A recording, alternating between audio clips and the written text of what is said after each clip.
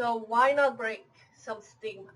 And today I would like to talk about breaking the stigma on mental illness, personality disorder, or mental disorders, and what they're really about, and why you shouldn't be ashamed if you were diagnosed, why you shouldn't let that get to you. It really.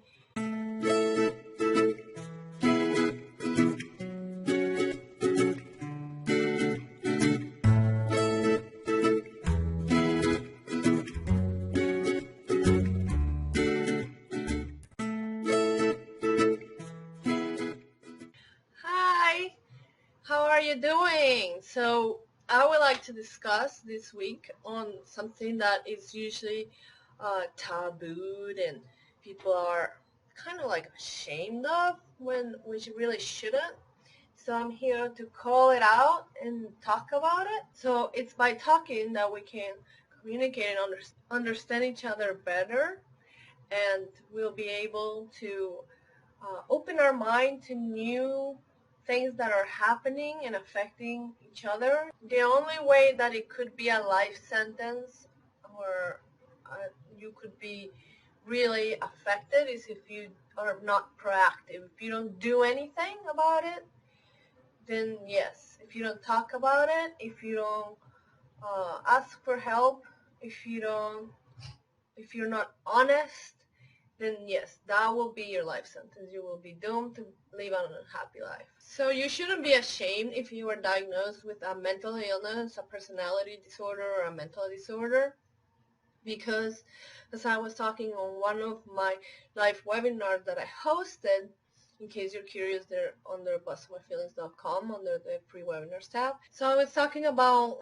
we really shouldn't be ashamed if we were diagnosed with a mental disorder or personality disorder or mental illness, because what does that really mean? You know, society usually labels things, and labels usually don't help that much. It will help you manage and cope and understand and find patterns on how to help yourself when you have a mental disorder or personality disorder. But it shouldn't define you.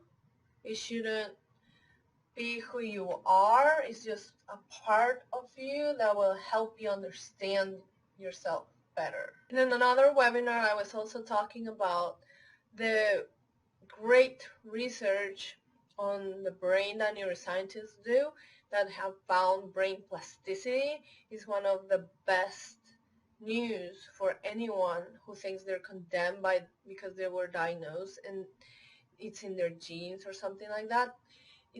Genes do play a role, but if your environment you grew up, you were not experiencing traumatic events or things that could trigger it, then you don't trigger the gene that will activate whatever mental disorder.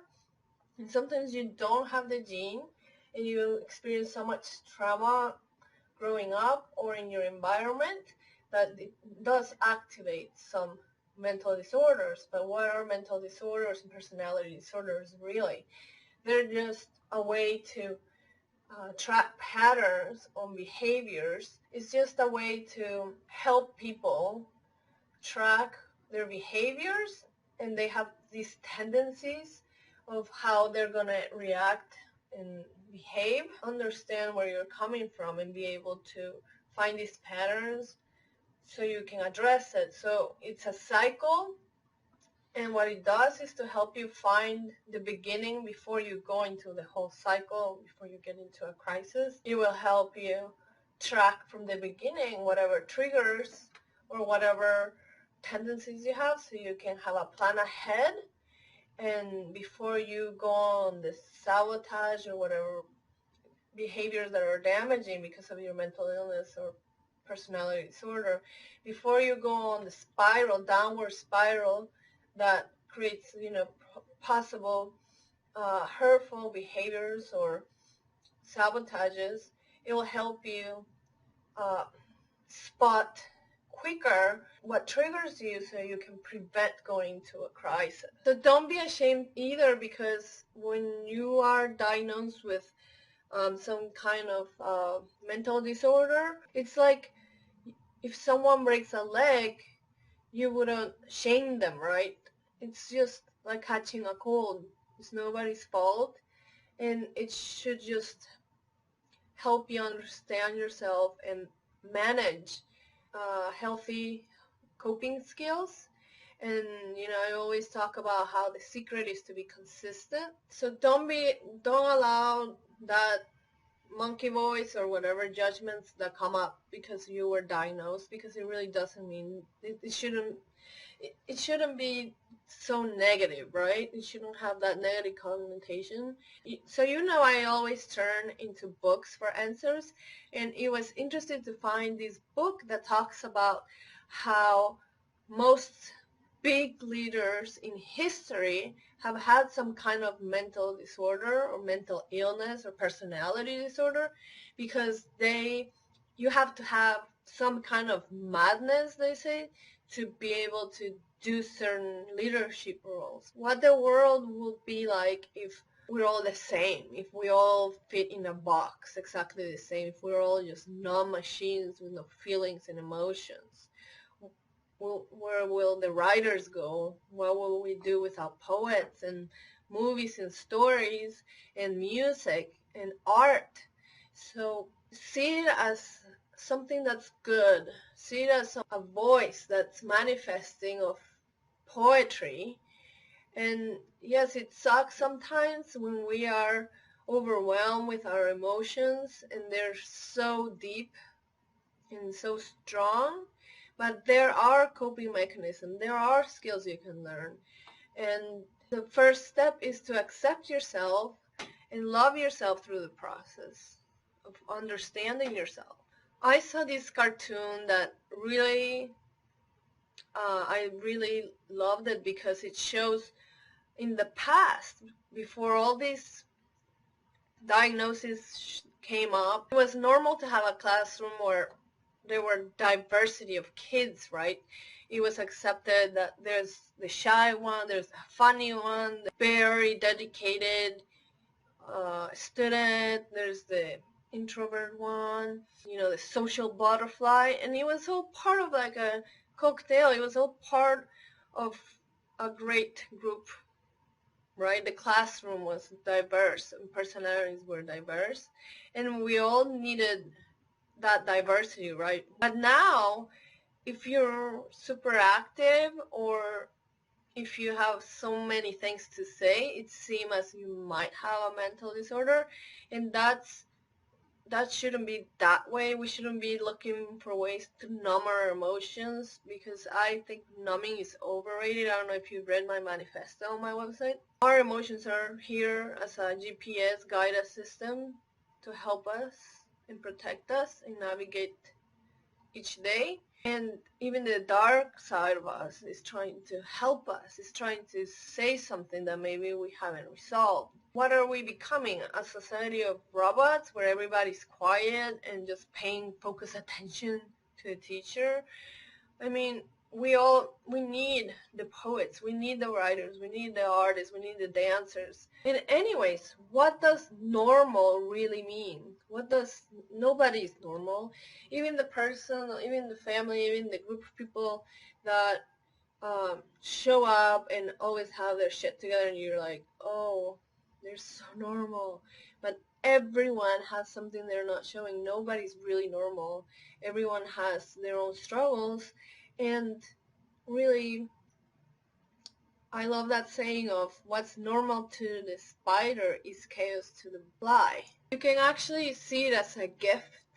You can get inspired to use your gift in a way that you're able to express it.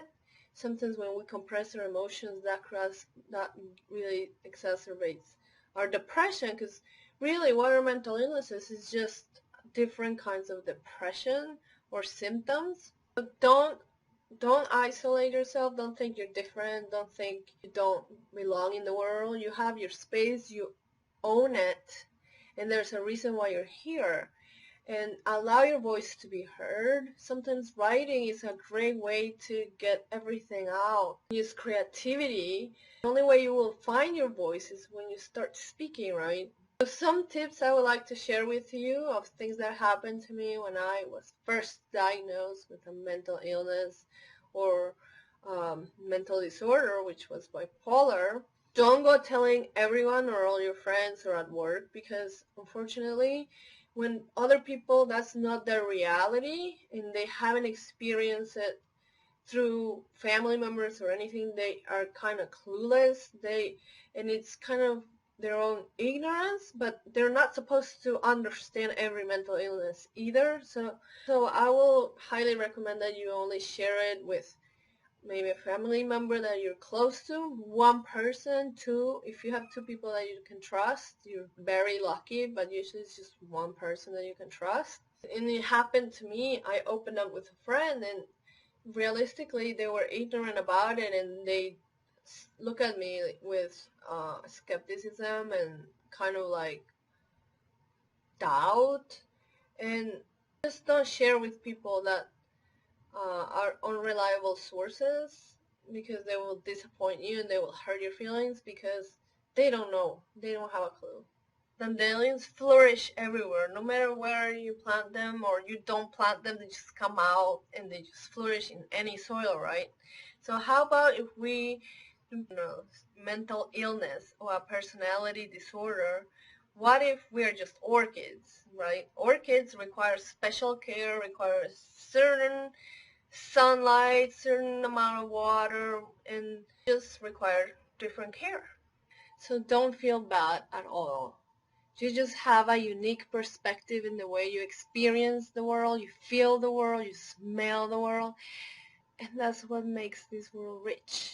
You feel things more intensely, you're highly sensitive, and there's nothing wrong with that. It's actually a gift, in my personal opinion. So to all my orchids in the world, sending you all my love and light, and remember, it's never too late to change the story of our lives. So this is Vanessa, your emotional intelligence mentor at bossofmyfeelings.com, and I want to invite you to get my free book guide where I list my favorite top personal development books that I really found transformational. And you can get your guide by texting 44222 and text in one word book guide, and it will be sent automatically to you. And also I created this amazing quiz that will give you a personalized result to match your answers according to whatever you answer, and it's intended to help you find if something's sabotaging your life without your awareness, or it'll bring it more to your attention. So you answer a couple of questions and you will get your result. And also you're invited to join my private Facebook group, and I posted it below, and you will get your invitation. And I'm constantly uploading free resources to build on our emotional intelligence. Also, don't miss out on the free webinars. They're only available by a limited time, so you have to be subscribed so you get notified to when I'm going to be opening up for free so you can watch them. I like to just give a lot of value and a lot of content for people to learn and build their emotional intelligence. Register for free to these webinars at bossofmyfeelings.com, and there's a tab on the free webinars.